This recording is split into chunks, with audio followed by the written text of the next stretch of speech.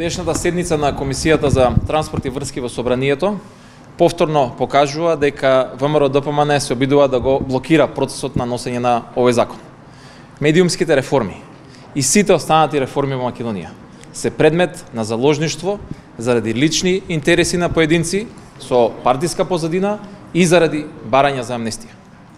Оваа прилика, со оглед на тоа што законот и самите видовте денеска се уште продолжува да се блокира, се зборува за се и се што, освен за законот за аудиовизуелни медиумски услуги, освен за медиумските реформи и покрај сите катастрофални резултати кои што ги остваруваме во медиумите, особено во последните десетина години, сакам да апелирам на совеста и на доблеста на луѓето и на поединците кои што денес членуваат во програмскиот совет на МРТВ и во Комисијата на Агенцијата за аудио и аудиовизуелни медиумски услуги.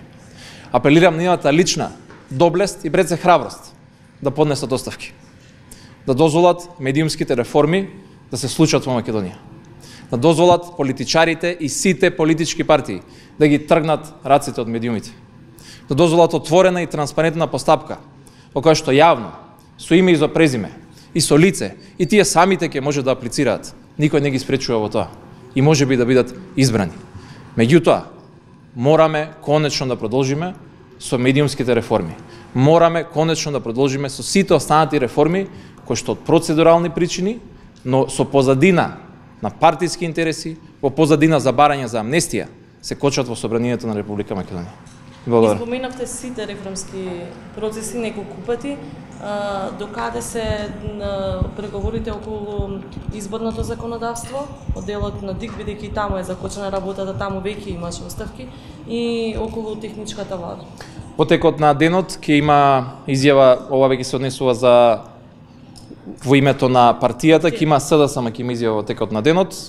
Во овој момент се работи на некои од законските решенија, меѓутоа подетално ќе имаат изјава од партијата. Дали е точно дека ВМРО-ДПМН синоќа побарале бришење на членот 165 од кривичниот закон? Денеска сите медиуми го пренесуваат овој брифинг, претпоставам дека излезен од вашиот закон.